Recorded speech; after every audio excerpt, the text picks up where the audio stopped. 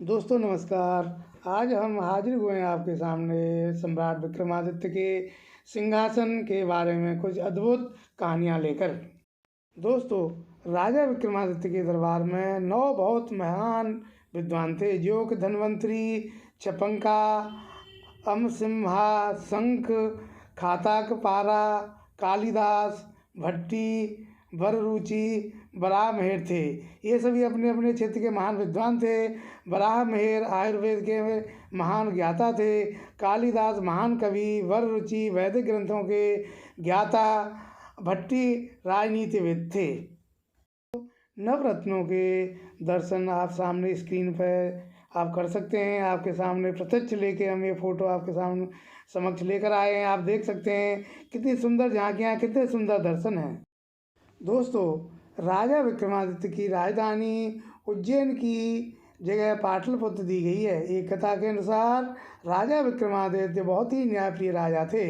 उनकी न्यायप्रियता और अन्य करने की बुद्धि से स्वर्ग के राजा इंद्र ने उन्हें स्वर्ग बुलाया था। उन्होंने अपनी एक न्याय प्रणाली में राजा विक्रमादित्य से राय ली थी।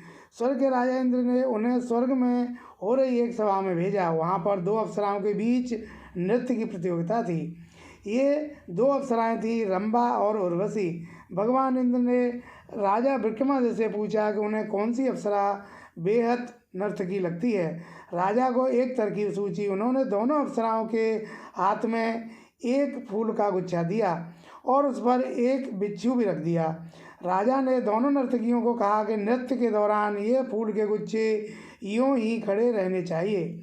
रंभा ने जैसे ही नाचना शुरू किया, उसे बिच्छू ने काट लिया। रंभा ने फूल का गुच्छा हाथ से फेंक कर नाचना बंद कर दिया। वहीं दूसरी तरफ जब उर्वशी ने नाचना शुरू किया तो वह बहुत ही अच्छी तरह अति सुंदर मुद्राओं में नाची। फूल पर रखे बिच्छू को कोई तकलीफ नहीं हो रही थी, जो बहुत आराम से सो गया और उर्वशी को बिच्छू का डंक नहीं सहना पड़ा। राजा विक्रमादित्य ने कहा कि उर्वशी ही बहुत काबिल और रंभा से बेहतर नर्तकी है। न्याय की इस बुद्धि और विवेकशीलता को देखकर भगवान इंद्र ने उनसे बहुत ही प्रसन्न और आश्चर्यचकित हुए। उन्होंने राजा विक्रमादित्य को 32 बोलने वाली मूर्तियां भेंट की। दोस्तों, ये सामने आप देख रहे हैं, ये वही 32 मूर्तियां हैं जो राजा इंद्र ने सम्राट विक्रमादित्य को भेंट की थी। ये मूर्तियां अवशिप्त थीं और उनका साफ किसी चक्रवर्ती राजा के न्याय से ही कर सकता था।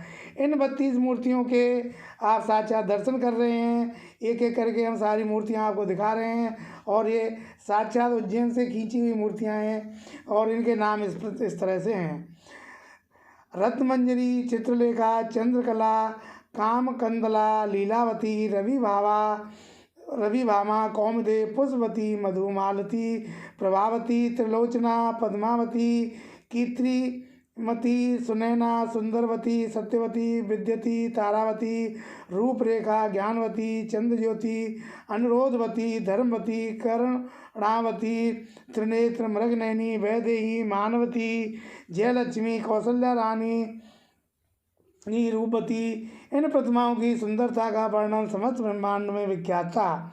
राजा विक्रमादित्य की गाथाएं संस्कृत के साथ कई अन्य भाषाओं की कहानियों में भी देखने को मिलती हैं। इनके नाम कई महागाथाओं और कई ऐतिहासिक मीनारों में देखने को मिलते हैं, जिनके ऐतिहासिक विवरण तक नहीं मिल पाता है। इन कहानियों में विक्रम बेताल और सिंहासन 32 की कहानियाँ अति रोचक, महत्वपूर्ण और ज्ञानवर्धक हैं।